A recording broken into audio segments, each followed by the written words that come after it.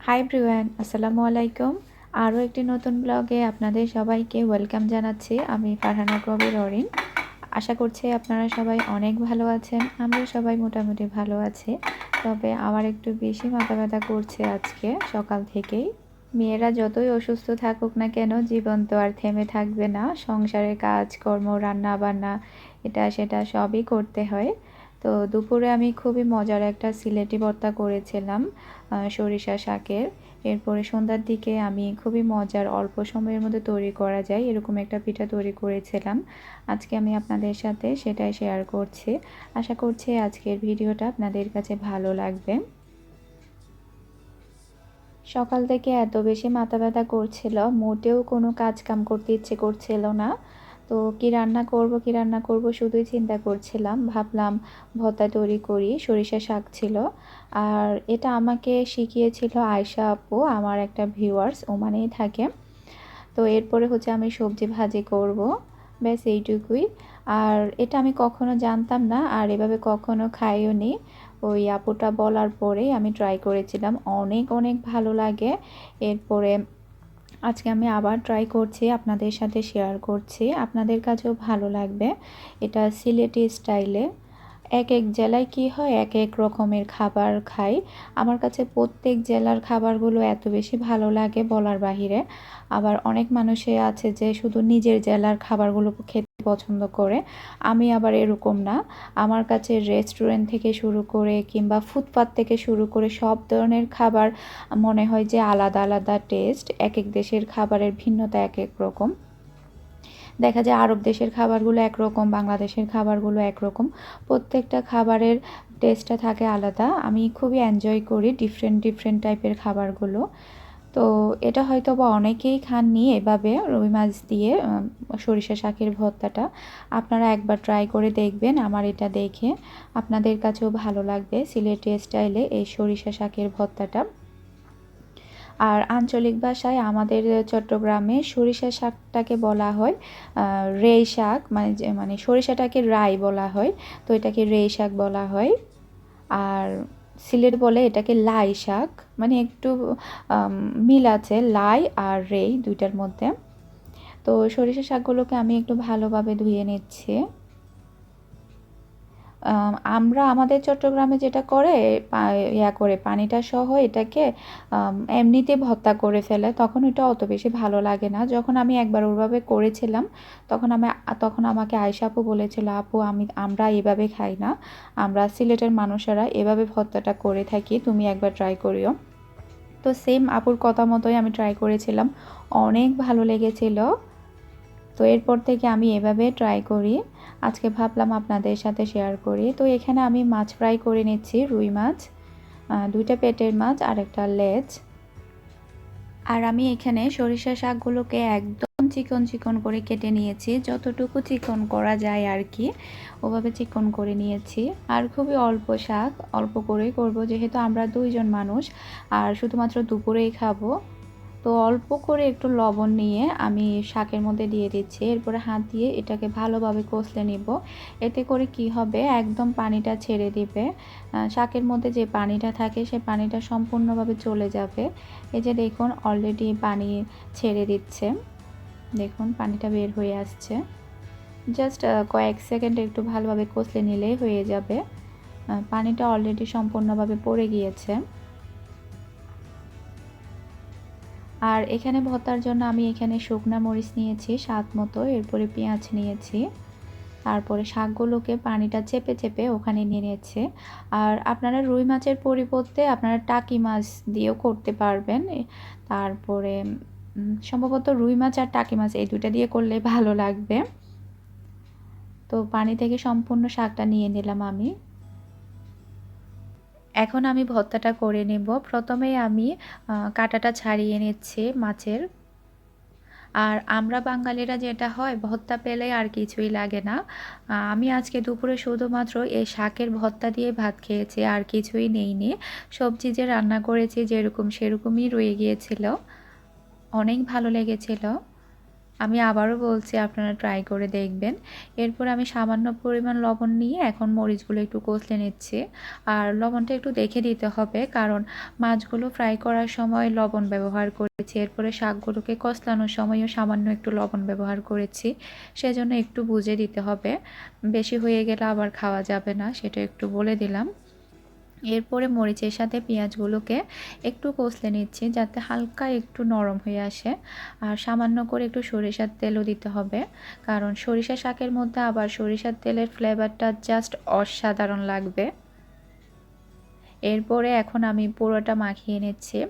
আর আমাদের চট্টগ্রামে শুকনা মরিচ আর পেঁয়াজের ভর্তাটাও করে। প্রথমে আমি যেটা করেছিলাম, ওভাবে মেখে ভর্তা করে পান্তা ভাত কিংবা গরম ভাতের সাথেও অনেক ভালো লাগে। তো এখন আমি এটাকে একটু ভালোভাবে মিশিয়ে নিচ্ছি। এখন আমি একটু লবণটা চেক করে নিচ্ছি, লবণটা হয়েছে কিনা। একটু দিতে হবে সামান্য করে, একটু কম মনে হচ্ছে। এরপরে আবারও ভালোভাবে মাখিয়ে নিচ্ছি। আপনারাও হয়তোবা দেখে বুঝতে পারছেন এটা কতটা মজার হতে পারে। সবাই অনেক পছন্দ করবে। আমি জানি অনেক জেলাতে এভাবে ভর্তা করে না, যেহেতু আমাদের চট্টগ্রামেও করে না, সেই জন্যই বলছি। এখন আমি একটা বাটির মধ্যে উঠিয়ে নিলাম সম্পূর্ণ শাকটা।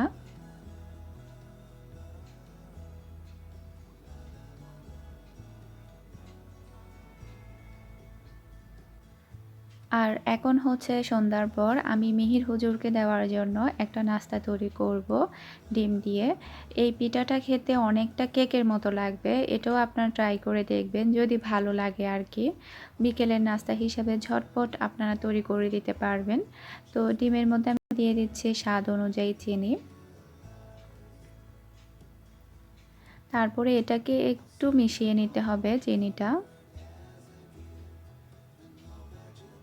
সামান্য করে একটু লবণ দিলাম। আর পিঠা জাতীয় খাবারের মধ্যে সামান্য একটু লবণ দিলে খেতে ভালো লাগে, খারাপ লাগে না। এখন আমি চিনি আর ডিমটা একটু ভালোভাবে ফেটিয়ে নিচ্ছি হালকাভাবে। আর আপনারা সবাই আমার জন্য দোয়া করবেন যাতে আমি সুস্থ থাকি। আর আজকের ভিডিওটা দিতে আমার লেট হয়েছে, কারণ মাথা ব্যথা করছিল, আমি ঘুমিয়েছিলাম, সেজন্য ভিডিওটা এডিট করতে পারিনি। ঘুম থেকে উঠে মাগরিবের নামাজ পড়লাম, তো এরপরে চিন্তা করলাম যে ভিডিওটা দিই। তো এরপরে দিচ্ছি আমি নারিকেল, আর নারিকেলটাও দিবেন, খেতে অনেক ভালো লাগবে। অনেকটা কেকের মতো লাগবে পিঠাটা খেতে। আমার কাছে মনে হয়েছে অনেকটা কেকের মতো, হয়তোবা আপনাদের কাছেও লাগতে পারে। তো নারিকেলটা দেওয়ার পরও আমি একটু ভালোভাবে মিশিয়ে নিচ্ছি। চাইলে আপনারা একটা ডিম দিয়েও করতে পারবেন, আবার চাইলে বেশি ডিম দিয়েও করতে পারবেন, মানুষ বেশি থাকলে আর কি। আর এখানে পানি ব্যবহার করার প্রয়োজন নেই, শুধু ডিম দিয়েই করছি। এরপরে দিয়ে দিচ্ছি আমি 1/4 কাপের মতো সুজি। সুজিটাকে একটু মিশিয়ে নিচ্ছি। এরপরে আমি এখানে ব্যবহার করব চালের গুঁড়ি। চালের গুঁড়িটাও আমি 1/2 কাপের চেয়ে একটু কম ব্যবহার করব। আসলে এটা ডিমের সাইজের উপরে ডিপেন্ড করবে। এখানে আমি প্রায় 1/2 কাপের মতোই দিলাম। এটা ডিমের সাইজের উপরে ডিপেন্ড করবে, ডিমের সাইজটা কতটুকু ওটার উপরে। তো আপনারা আজ সুজি আর চালের গুঁড়িটা একটু দেখে দিবেন। এটাকে আমি ভালোভাবে মিশিয়ে নিচ্ছি। সামান্য করে একটু পানি দিচ্ছি, চালের গুঁড়িটা একটু বেশি হয়ে গিয়েছে। প্রথমে চিন্তা করেছিলাম পানি দিব না, শুধু ডিমের উপরে করব। এরপরে দেখছি পানিটা একটু, ডিমটা একটু কম দেখাচ্ছে, সেজন্য সামান্য করে পানি দিলাম। এরপর এটাকে আমি ভালোভাবে মিশিয়ে নিচ্ছি। আর এটা খুব বেশি গাঢ় হবে না, একটু পাতলাই হবে, কারণ সুজিটা ফুলে যাবে। সেজন্য যখন আমরা এটাকে রেস্টে রাখবো 15-20 মিনিটের জন্য, তখন সুজিটা একদম ফুলে যাবে আর মিশ্রণটাও ঘন হয়ে আসবে একটু। ভালোভাবে মিশিয়ে নিচ্ছি আমি।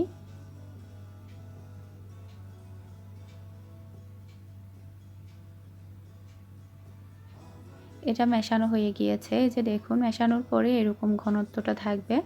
আর খুবই সামান্য করে দিয়ে দিচ্ছি বেকিং সোডা, খুবই সামান্য। বেকিং সোডাটা দেওয়ার পরে আমি এটাকে আবারও একটু ভালোভাবে মিশিয়ে নিচ্ছি। এরপরে আমি এটাকে প্রায় 15 থেকে 20 মিনিটের মতো, 10 মিনিট 15 মিনিট রাখলেই হবে। তারপরে রেখে দিব। তখন দেখা যাবে সুজিটা একদম ফুলে যাবে। এখন এটাকে রেস্টে রেখে দিচ্ছি।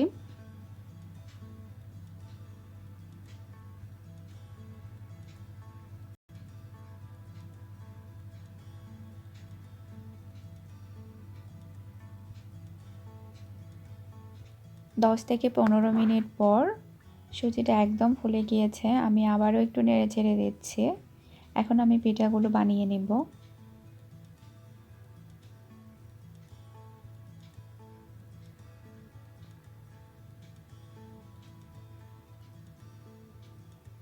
পিঠাগুলো বানানোর জন্য এখানে আমি প্যানের মধ্যে পর্যাপ্ত পরিমাণ তেল দিয়ে তেলটাকে ভালোভাবে গরম করে নিয়েছি। এখন আমি অল্প অল্প করে পিঠার মিশ্রণ দিয়ে দিচ্ছি।